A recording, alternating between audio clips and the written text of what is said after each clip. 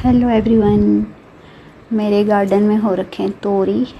देखिए, ये हमारी पहाड़ी भाषा में इसको गुदड़ी भी बोलते हैं। ये छोटे छोटे लौकी भी लगे हुए हैं अभी फूल, और ये लगे हैं छोटे छोटे तोरी, और ये छोटे छोटे कद्दू।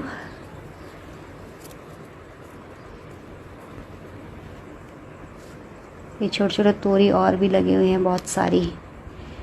जिस किसी को भी चाहिए तो आइए और ले जाइए।